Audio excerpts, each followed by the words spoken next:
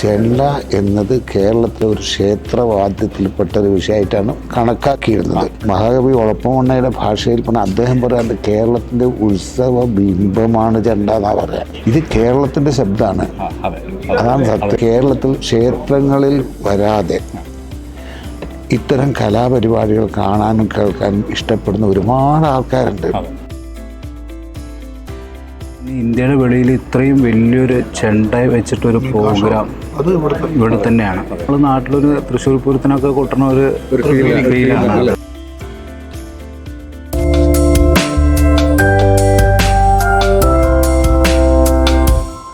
നമസ്കാരം. മേള കുലപതി മട്ടന്നൂർ ശ്രീ ശങ്കരൻകുട്ടി മാറ, അദ്ദേഹത്തിൻ്റെ നിരവധി മേളങ്ങൾ നമ്മളെല്ലാവരും കണ്ടിട്ടുണ്ട്. പക്ഷേ ഈ മേളം അത് ലണ്ടനിൽ ഒരുക്കുന്ന പൂരം, ആ പൂരത്തിൻ്റെ മേളപ്രമാണിയായി നാട്ടിൽ നിർത്തിയിരിക്കുകയാണ് ആശാൻ. ആശാനോട് നമുക്ക് ആശാൻ്റെ ഇവിടുത്തെ ഒരു അനുഭവങ്ങൾ ചോദിച്ചറിയാം. ആശാൻ നമസ്കാരം. നമസ്കാരം. നമസ്കാരം. ആശാൻ ഇത് മേളപ്രമാണിയായിട്ട് എത്തുന്ന രണ്ടാമത്തെ മേളപ്പെരുമയാണ്. അതെ.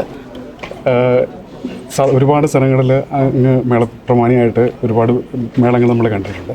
പക്ഷെ ലണ്ടനിലെത്തി ഒരു പ്രോഗ്രാം ചെയ്യുമ്പോൾ എന്താണ് ആശാന് തോന്നുന്നൊരു ഫീൽ?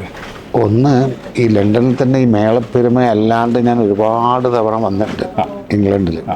ഇവിടെ പണ്ടൊരു ഡാൻസ് സ്കൂളിൻ്റെ എൻ്റെ കൂടെ പഠിച്ച സദനം ഉണ്ണീഷിൻ്റെ നേതൃത്വത്തിൽ അങ്ങനെ ലണ്ടനിൽ ഒരുപാട് വന്നിട്ടുണ്ട്. അതിന് പുറമെ തായമ്പേക്കും വന്നിട്ടുണ്ട്, ഞാനും മക്കളൊക്കെ ആയിട്ട് വന്നിട്ടുണ്ട്. പക്ഷേ ഈ മേളപ്പെരുമ എന്ന് പറഞ്ഞിട്ട് Vinod Navadhara school of music അവരുടെ ഈ കൊണ്ടു നടപ്പ് ഇത് 3ാമത്തെ വർഷമാണ്.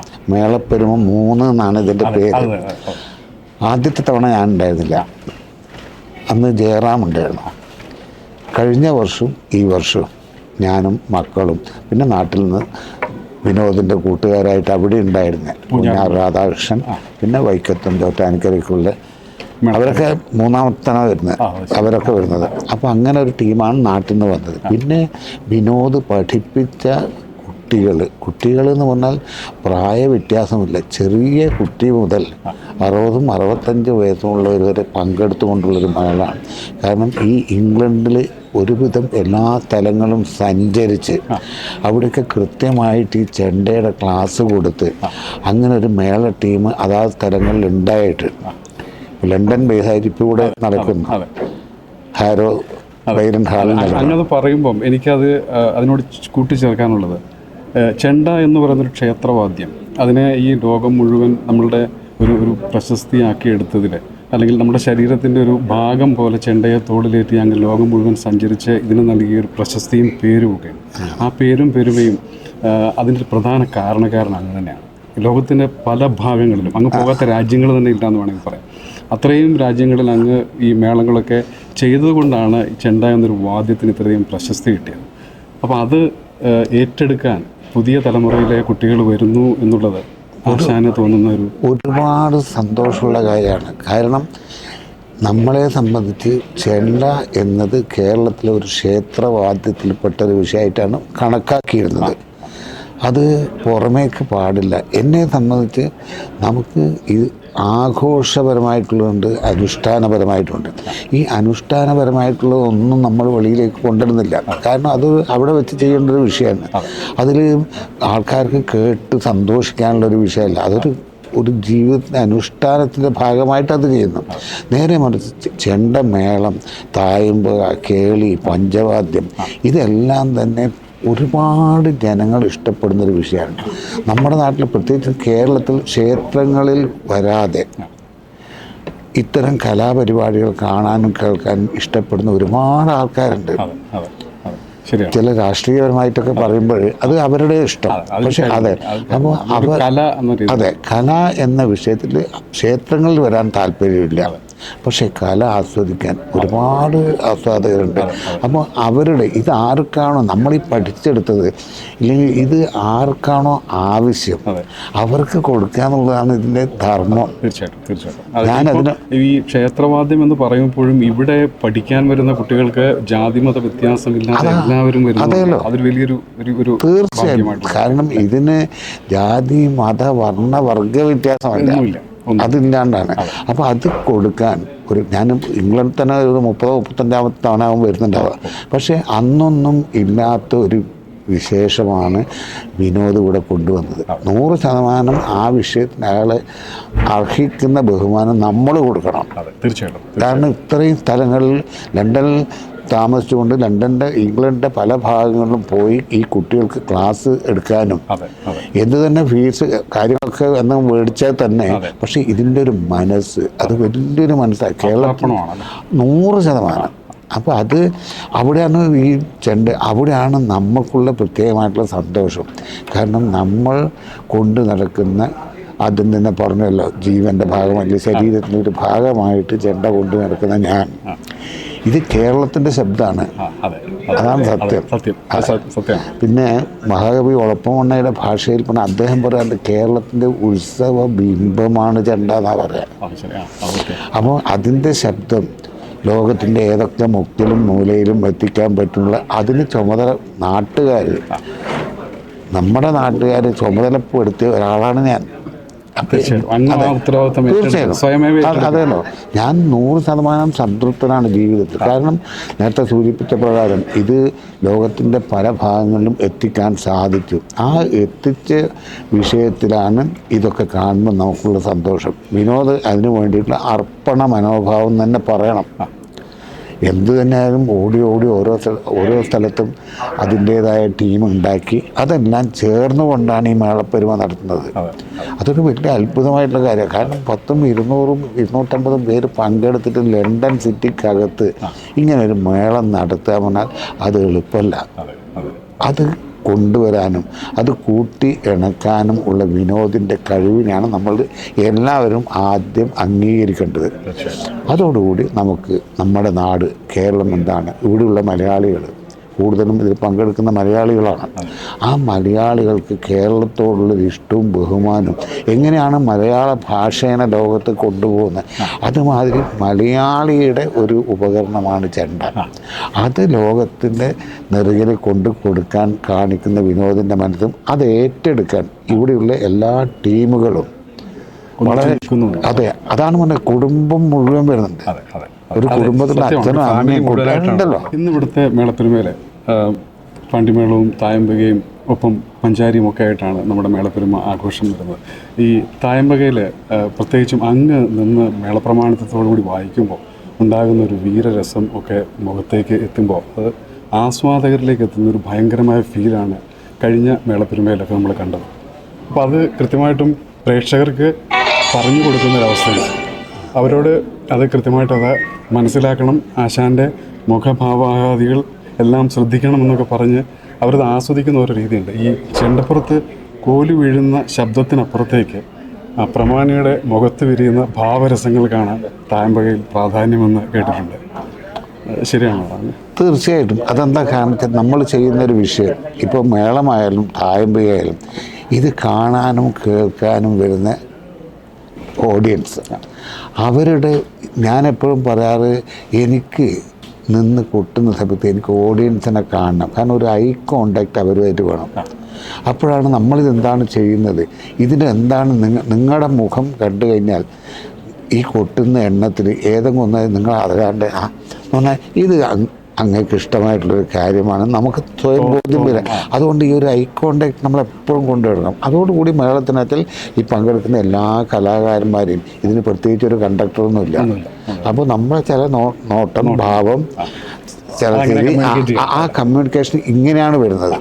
അത് ചെയ്യലാണ്. അതുകൊണ്ട് ഞാൻ ചെയ്യുന്നത് അത് എൻ്റേതായ ഒരു വഴിയായിട്ട് ഞാൻ ചെയ്യുന്നത്. ഒന്ന്, നമ്മൾ ഒരുപാട് അധ്വാനിച്ച് വേർത്ത് കുളിച്ച് നടന്ന് അത് മാത്രം പോരാ.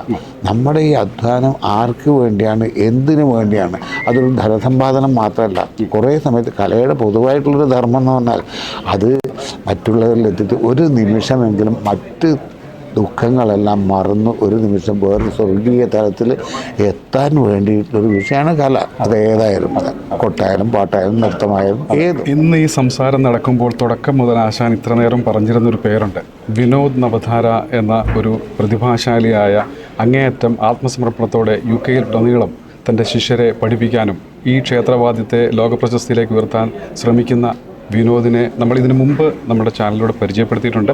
പക്ഷേ എങ്കിലും ഒരിക്കൽ കൂടി ആശാൻ പറഞ്ഞ ആ വിനോദ് നവധാര പൂഞ്ഞാറിൻ്റെ മനോഹരമായ മണ്ണിൽ നിന്നും ഈ ലണ്ടനിലെത്തിയ വിനോദ് നവതാര ലണ്ടൻ ഒളിമ്പിക്സിൻ്റെയും അതോടൊപ്പം ലണ്ടൻ കോമൺവെൽത്ത് ഗെയിംസിൻ്റെയും ഒക്കെ അമരക്കാരനായി നിന്ന് താളം പിടിച്ച, താളം കൊട്ടിയ, മേളമൊരുക്കിയ വിനോദ് നവതാരയും നമ്മളോടൊപ്പമുണ്ട്. വിനോദ്, നമസ്കാരം. ആശാനോട് ഞങ്ങൾ ചോദിക്കായിരുന്നു, മേളപ്പെരുമ 3-ലേക്ക് എത്തുമ്പോൾ ആശാൻ്റെ പഴയ അനുഭവങ്ങളും അതോടൊപ്പം ഈ മേളത്തിലേക്ക് ആശാൻ എന്തൊക്കെയാണ് ഒരുക്കി വെച്ചിരിക്കുന്നതെന്നും ഒക്കെയായിരുന്നു ചോദിച്ചിരുന്നത്. അപ്പോൾ ആശാനോടൊപ്പം ഇരിക്കുമ്പം വിനോദിൻ്റെ മനസ്സിൽ നല്ല തിരക്കിലും ടെൻഷനിലുമാണെന്ന് എനിക്കറിയാം. പക്ഷേ എങ്കിലും ഒരു 2 മിനിറ്റിനുള്ളിൽ നമുക്കൊന്ന് വൈൻഡ് ചെയ്യാം. ആശാനോടൊപ്പം ഇരിക്കുന്നത് ആരുടെയൊപ്പമാണെന്ന് ചോദിച്ചാൽ എന്നെപ്പോലെ ഇപ്പോൾ ഒരു ലേറ്റ് 70s കിഡ് എന്നുള്ള ആണ് നമ്മുടെ ഒരു പ്രായം വെച്ച് പറയുകയാണെങ്കിൽ മമ്മൂട്ടിയെ മോഹൻലാലിനെ കണ്ടു വളർന്ന ഞാൻ ചെണ്ടയിലെ എല്ലാം തികഞ്ഞ ദൈവതുല്യനായ മനുഷ്യൻ്റെ അടുത്തിരിക്കാൻ പറ്റിയതും ഞാനും എൻ്റെ 600-700 വരുന്ന കുട്ടികൾക്ക് ആശാൻ്റെ അടുത്ത് നിന്ന് വായിക്കാനും കിട്ടിയ ഭാഗ്യത്തിന് അപ്പുറത്തേക്ക് ഒന്നുമില്ല, പ്രത്യേകിച്ച് ലണ്ടൻ പോലുള്ള രാജ്യം. ആശാൻ പറഞ്ഞതും അത് തന്നെയായിരുന്നു. കാരണം വിനോദ് ഇങ്ങനെ ഒരു ആശയം മുന്നോട്ട് വെച്ച് പോകുമ്പോൾ വിനോദിനോടൊപ്പം നിൽക്കാൻ, സാധാരണ ക്ഷേത്രകല എന്ന് പറയുന്ന ചെണ്ട ഏറ്റെടുക്കാൻ ഇവിടെ ജാതിമത വ്യത്യാസങ്ങളില്ലാതെ എല്ലാവരും വിനോദിനോടൊപ്പം ചേർന്നു, കുടുംബത്തോടൊപ്പം വന്ന പരിപാടിയിൽ പങ്കെടുക്കുന്നു. അതൊരു വലിയ ഒരു ഭാഗ്യമായിട്ട് അല്ലേ. ഇനി നമുക്ക് മക്കളെക്കുറിച്ചും കൂടെ ഒന്ന് ഇൻട്രൊഡ്യൂസ് ചെയ്യണമെന്നുണ്ട്. ഞാൻ അവരെ വിളിക്കാം. ആശാൻ, ഇത്രയും സമയം ഞങ്ങൾക്ക് വേണ്ടി ചെലവഴിച്ചതിൽ ഒരുപാട് സന്തോഷം. കാരണം ചെണ്ട എന്ന് പറയുന്ന പദത്തിന് ഒരു മറുപദം ഉണ്ടെങ്കിൽ അതാണ് മട്ടന്നൂർ ശങ്കരൻകുട്ടി മാരാർ എന്ന് പറയുന്ന നമ്മുടെ ആശാൻ. അദ്ദേഹത്തിൻ്റെ ഒരു ഡെഡിക്കേഷൻ, അദ്ദേഹത്തിന് നേരത്തെ സൂചിപ്പിച്ച പോലെ സാമ്പത്തിക ലാഭത്തിനപ്പുറത്തേക്ക് ഒരു കലയെ ലോകം മുഴുവൻ വ്യാപിപ്പിക്കുന്നതിൽ ഏറെ പങ്കുവഹിച്ച ഒരു മഹാനായ പ്രതിഭയാണ് ശ്രീ മട്ടന്നൂർ ശങ്കരൻകുട്ടി മാരാർ. ഒരുപാട് നന്ദി ആശാൻ, ഒരുപാട് സന്തോഷം. Thank you. നമസ്കാരം. നേരത്തെ മട്ടന്നൂർ ശങ്കരൻകുട്ടി ആശാനെ കുറിച്ച് പറഞ്ഞപ്പോൾ അദ്ദേഹം പറഞ്ഞൊരു കാര്യമാണ്, അദ്ദേഹം 2ാമത്തെ പ്രാവശ്യം ഈ മേളപ്പെരുമയുടെ മേളപ്രമാണിയായിട്ട് എത്തുമ്പോൾ കഴിഞ്ഞ പ്രാവശ്യവും അദ്ദേഹത്തിൻ്റെ ഇടവും വലവും നിന്ന് കൊട്ടാൻ അദ്ദേഹത്തിൻ്റെ മക്കൾ മട്ടന്നൂർ ശ്രീരാജും ഉണ്ടായിരുന്നു. ഇത്തവണയും മേളപ്പെരുമ 3 ഒരുങ്ങുമ്പോൾ അതോടൊപ്പം അവരും ചേരുകയാണ് നമ്മളൊപ്പം. നമസ്കാരം. നമസ്കാരം. ഇത് നിങ്ങൾ ലണ്ടനിലേക്ക് ഒരുപാട് പ്രോഗ്രാം ലണ്ടനിൽ നിങ്ങൾ ചെയ്തിട്ടുണ്ട്. പക്ഷെ മേളപ്പെരുമയുടെ ഒരു പ്രാധാന്യം, അതിന് ഉള്ളൊരു പ്രത്യേക അനുഭവം എന്തെങ്കിലും നമുക്ക് പങ്കുവെക്കാൻ? നിങ്ങൾ കഴിഞ്ഞ പ്രാവശ്യം വന്നും പ്രാവശ്യം വന്നു. അതെ, വിനോദിൻ്റെ എഫർട്ട് അത് പറയാതിരിക്കാൻ പറ്റില്ല. ആശാനം സൂചിപ്പിച്ചൊരു കാര്യം തീർച്ചയായിട്ടും അത് വളരെ സന്തോഷമാണ്. ഞങ്ങൾ അതിന് വേണ്ടി എന്ത് വേണമെങ്കിൽ ചെയ്തു കൊടുക്കാമെന്ന് പറഞ്ഞിരുന്നു. വിനോദ് അത് വളരെ സന്തോഷമായിട്ട് സ്വീകരിച്ചിട്ടുണ്ട്. പ്രാവശ്യം പോലെ ഞങ്ങളെ തിരിച്ചു വിളിച്ചത് വളരെ സന്തോഷം. അതൊരു വലിയ കാര്യമാണ് അല്ലേ? തീർച്ചയായിട്ടും അല്ലേ? അത് ഇതേ പനി വിനോദമായിട്ട് എടുക്കുന്ന ഭയങ്കര എഫേർട്ട് തന്നെയാണ് അതിൻ്റെ കാരണം. പിന്നെ ഇതുപോലെ ഒന്ന് കണ്ടിരിക്കണേ, ഞങ്ങൾ ബഹ്റിനിലാണ്. അവിടെ ഒരു സോപാനം വാദ്യകലാ സംഘം എന്ന് പറഞ്ഞിട്ട് സന്തോഷ് കൈലാസ് എന്ന് പറഞ്ഞിട്ട് ഒരാളാണ് അത് നടത്തുന്നത്. അത് കഴിഞ്ഞിട്ട് പിന്നെ ഇന്ത്യയുടെ വെളിയിൽ ഇത്രയും വലിയൊരു ചെണ്ട വെച്ചിട്ടൊരു പ്രോഗ്രാം അത് ഇവിടെ തന്നെയാണ് കണ്ടത്. US പോയപ്പോൾ അവിടെ ഉണ്ടായിരുന്നു. ഒരു 300-350 ആളുകൾ നിരന്ന് നിന്ന് കൊട്ടുമ്പോൾ ഉണ്ടാകുന്ന ചെണ്ടയുടെ ഒരു വൈബ്രേഷൻ, ആ ഒരു അത്ര ഡെസിബിളിൽ നമ്മൾ കേൾക്കുന്ന ശബ്ദം, അതുണ്ടാക്കുന്ന ഒരു വൈബ്രേഷൻ, ആ ഹോളിൽ തിങ്ങി നിൽക്കുമ്പോൾ ഉണ്ടാകുന്ന ഒരു വളരെ പോസിറ്റിവിറ്റി ആയിട്ടുള്ള ഒരുപാട് നമുക്ക് ഫീൽ ചെയ്തൊരു കാര്യം. തീർച്ചയായിട്ടും നമ്മൾ നാട്ടിലൊരു തൃശ്ശൂർ പൂരത്തിനൊക്കെ കൊട്ടുന്ന ഒരു ഫീലാണ് അല്ലേ? സാധാരണ നമ്മൾ ഈ തൃശ്ശൂർക്കാരെന്നല്ല, മലയാളികൾ പൂരത്തെ സ്നേഹിക്കുന്ന എല്ലാവരും കേരളത്തിന് പുറത്ത് ആസ്വദിക്കാൻ, പ്രത്യേകിച്ചും UK ആളുകൾക്ക് ആസ്വദിക്കാൻ പറ്റുന്ന ഒരു വേദി തന്നെയാണ്. തീർച്ചയായിട്ടും നമ്മൾ ട്രിപ്പിൾ തായമ്പൊക്കെ കേരളത്തിൽ ഒരുപാട് ആസ്വദിച്ചിട്ടുള്ളതാണ്. ആശാനും മക്കളും ഇടവും വലവും നിന്നൊക്കെ കൊട്ടുമ്പോൾ നമുക്ക് കിട്ടുന്ന ഒരു ഫീലുണ്ട്. ആ ഫീലിൻ്റെ 2ാമത് ഇവിടെ വീണ്ടും ക്രിയേറ്റ് ചെയ്യാനുള്ള ശ്രമത്തിൻ്റെ 3ാമത്തെ എപ്പിസോഡിലേക്കാണ് ഇവരെത്തിയിരിക്കുന്നത്. മേളപ്പെരുമ 3 ലണ്ടനിൽ ഒരുങ്ങുമ്പോൾ അത് നൽകുന്ന ഒരുപാട് അനുഭവങ്ങൾ ആണ് നമ്മളിതുവരെ പങ്കുവെച്ചത്. ഈ ബാക്കിയുള്ള സ്ഥലങ്ങളിലൊക്കെ നിങ്ങൾ പോകുമ്പം ഇതേപോലെയുള്ള ഫീല് തന്നെയാണോ? നമുക്ക് ചിലപ്പോൾ എണ്ണം ആളുകളുടെ കുറവാണ്. നമ്മൾ ഈ പോകുന്ന ആർട്ടിസ്റ്റുമാരെ ഉണ്ടാവുള്ളൂ.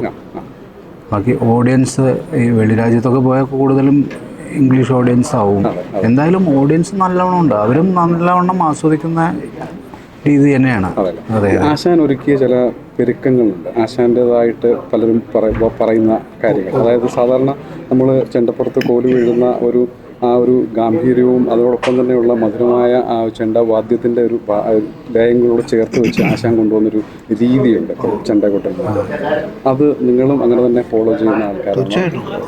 അതെ, ഗുരുകുല സമ്പ്രദായത്തിൽ തന്നെ പോകുന്ന അല്ലേ? ഇപ്പം മട്ടന്നൂർ ബാണി എന്ന് കൊണ്ട് തന്നെ മട്ടന്നൂർ ബാണി എന്നുള്ള ഒരു സാധാരണ തെക്കൻ ബാണികൾ കേൾക്കുന്നതിൽ നിന്ന് വ്യത്യസ്തമായിട്ട് കേൾക്കുന്ന ഒരു മട്ടന്നൂർ ബാണിയാണ് അല്ലേ? അതെ, ഇപ്പം എല്ലാവരും ഒരുവിധം തന്നെയാണ് ചെയ്യുന്നത് അല്ലേ? വളരെ കുറച്ച് ആൾക്കാരെ അത് മാറി ചെയ്യുന്നു. ശരി. ഇപ്പം തനിയെ നിങ്ങളും ഇങ്ങനെയുള്ള മേളപ്രമാണങ്ങൾ പോകാറുണ്ടല്ലോ. തനിയെ പോയി നാട്ടിൽ കേരളത്തിലൊക്കെ പോയി പുറത്തും ഒക്കെ പോയി ചെയ്യാം അല്ലേ? എന്തായാലും ഒരുപാട് സന്തോഷമുണ്ട്.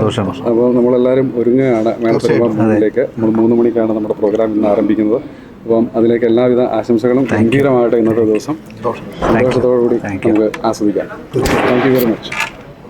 Thank you. അങ്ങനെ നമ്മൾ ഇന്നത്തെ ഈ ഒരു ഹാർട്ട് ടോക്ക് ഇവിടെ പൂർത്തിയാക്കുകയാണ്. Thank you very much.